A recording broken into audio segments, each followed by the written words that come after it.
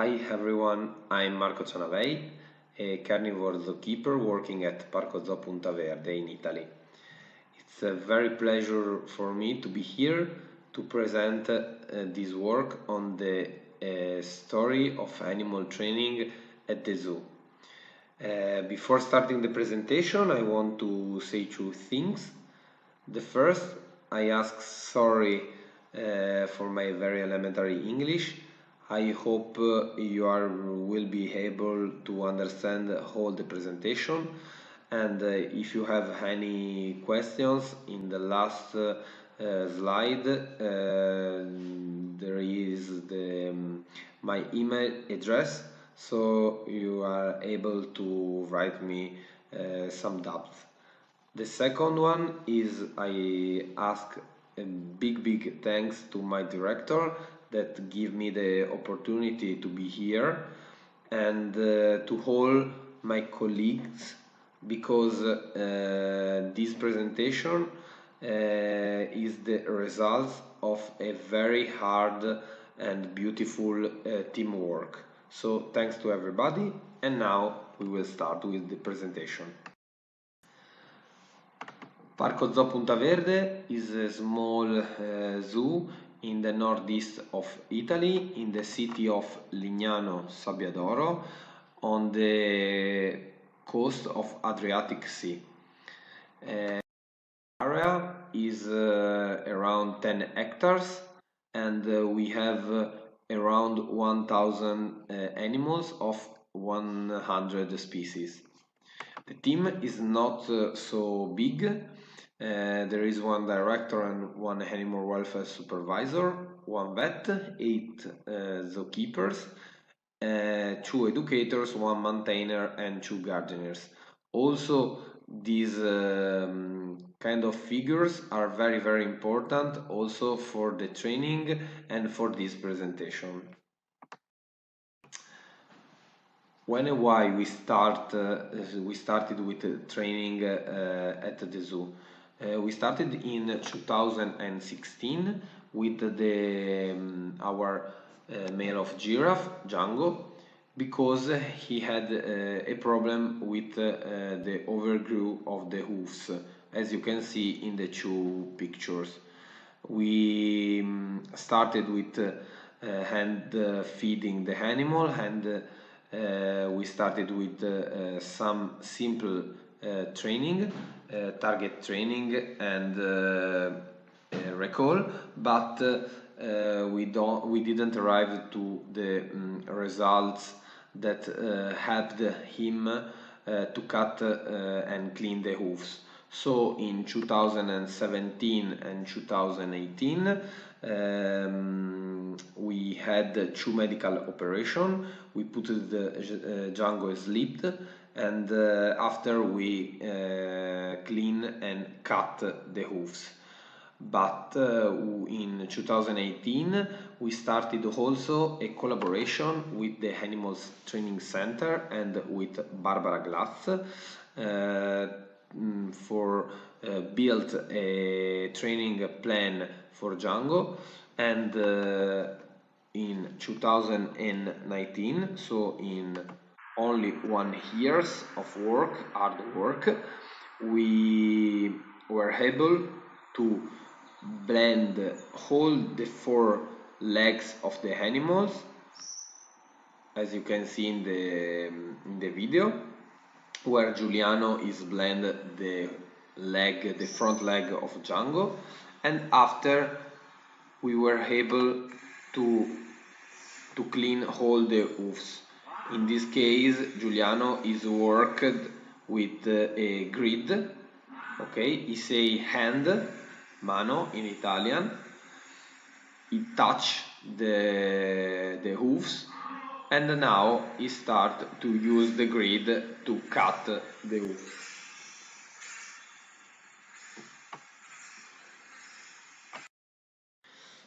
The experience of Django helped all the staff to start to change the management of whole animals at the zoo, because we understood that the animal training was very important for the animal welfare. So I think that there are some important points that if a structure, if a zoo wanted to start with training, have to be considered. The first one is to have an expert consulting external of the zoo if inside there aren't people that understand a lot of animal training. And another one very important point is the exchange of information between people working in zoo. For example, in Italy we have Zookeeper National Association, the IG Zoo, that creates some and organized a lot of events also during the pandemic COVID-19 that helped zookeeper to have exchange of information.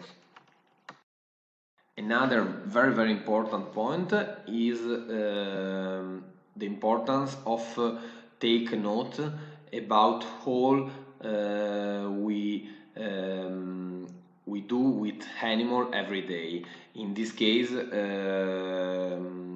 the example of the data collected with the Django training session.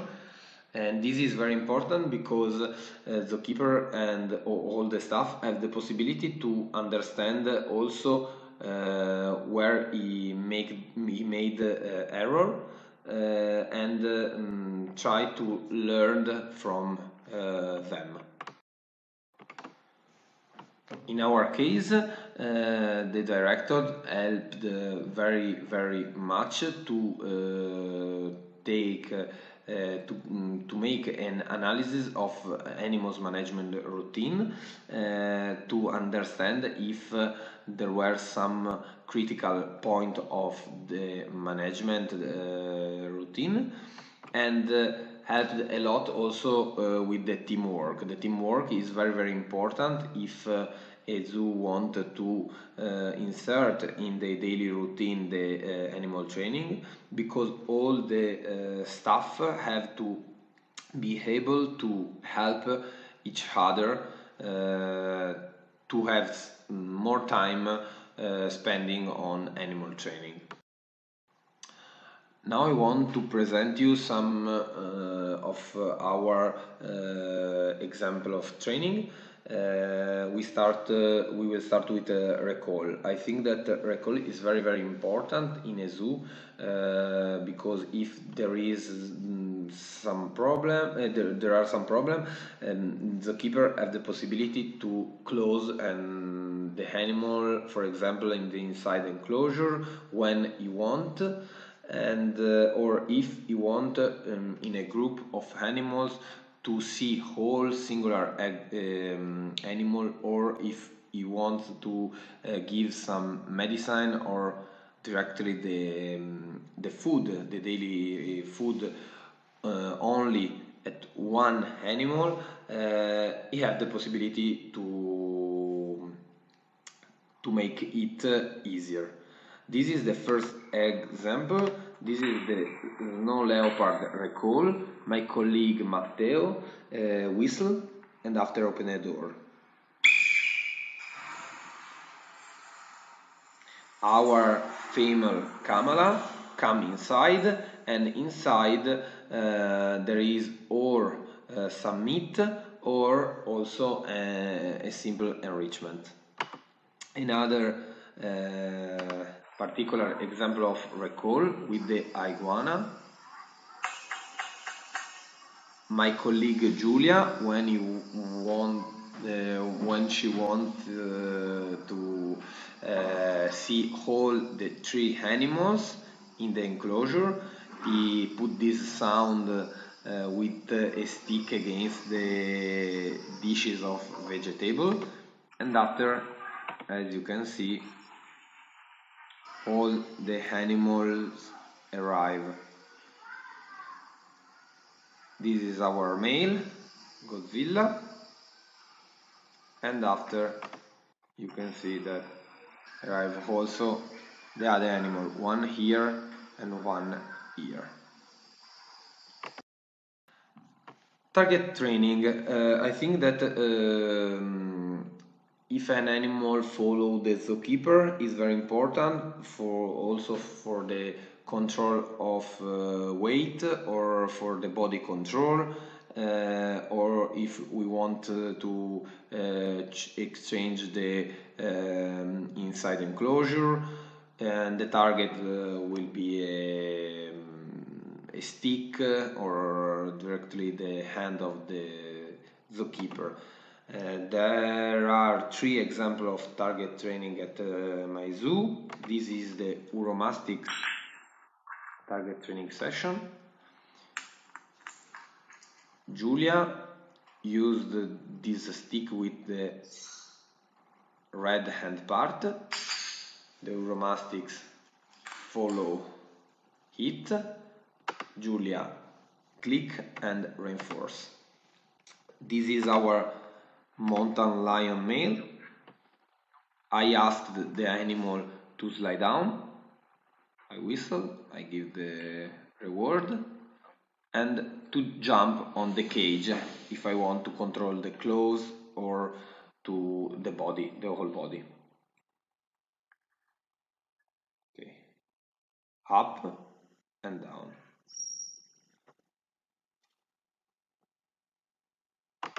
Okay. And the last video is particular because we have a male of giant tortoise, Rocco, who is blind. So Julia helped him make a sound with the target. If you see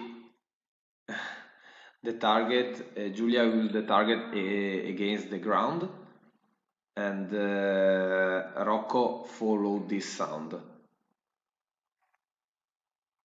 It's very important also during the spring or the autumn season when we had to close all the animal in the inside enclosure. Also because the tortoises are not very quickly and speedy animal. Also, the crate training is very important because I think that one of the more stress moment for an animal in the zoo management is the capture. If we learn to an animal to go inside a cage or a crate or in a paper box, I don't know, is easier for the keeper work, but also the animal has not big stress moment. There are 2 examples of crate training. The first one on the left, in which you can see the otters session. There are some animals on the training platform and another one inside the crate. And on the right there is the meerkats crate training session. We have a couple of meerkats. I put inside the crate a red platform for the female, the one on the my left, and on the right there is the platform, the blue platform for the male.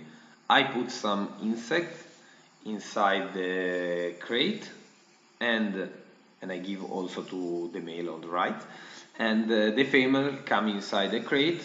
Now is inside the crate without problem, and after a few seconds I have the possibility also to close and to move the door and make sound, so she understands that it's not a problem if I close the door, because she continues to hit insect inside.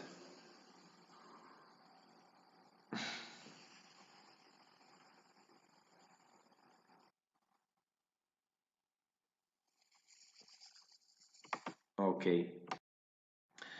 The weight is a very, very important data to collect for a zookeeper. So if we have the possibility to weight our animals, I don't think every day, but also every day, it's very important to control if the animal are in good state or not. This is my colleague Valentina with lemur. This is my colleague Denise with Emperor Tamarin, and you can see that as a reward she used a syringe. This is Rocco with Julia and with another kind of balance, different from the lemur and the tamarind. And the last one photo is about otters. Now I'll show you the animal touch and body control training session. It's very, very important for a zookeeper to have the possibility to control all the body of an animal. This is my colleague Giuliano with Theo, our male of seal, and he is controlling the mouth and the teeth. This is my colleague Federico, who make a sort of recall, and after there are 3 platforms, one for each pelicans, and in this way Federico is able to control if all the animals are okay, and also he control how many fish every animal eat, or if you have to give some vitamins or some medicine, he is able.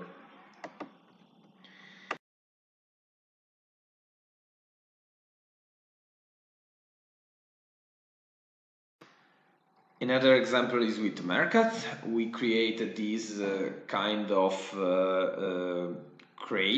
cage, and in which the animal come inside. At the end there are the insect or the rewards, okay, and the zookeeper have the possibility to touch the body with a syringe or with like in this photo with a stick, touch all the body of the animal. This is my colleague Valentina, who have the possibility to take some fear from our cotton top tamarin, and as you can see, the animal have the possibility to be free to go away if don't want to collaborate, but as you can see, in return he hit the reward from the Valentina's end, and Valentina take the fear without any problem. Another example is with the camel. This is the video of the female of camel, Millie, and my colleague Francesco. If we have to put a medicine against mosquito, a spray against mosquito, as you can see in the video, my colleague say gas, and after he spray against the body, and the reward is not elementary reward, but is the scratch, because we understand that she like a lot to be scratched.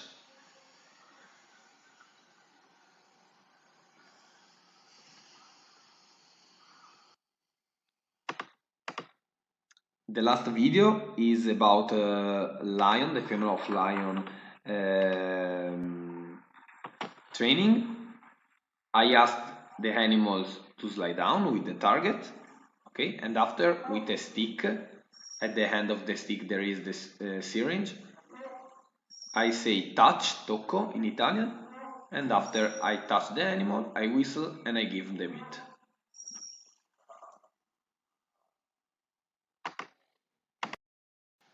So conclusions.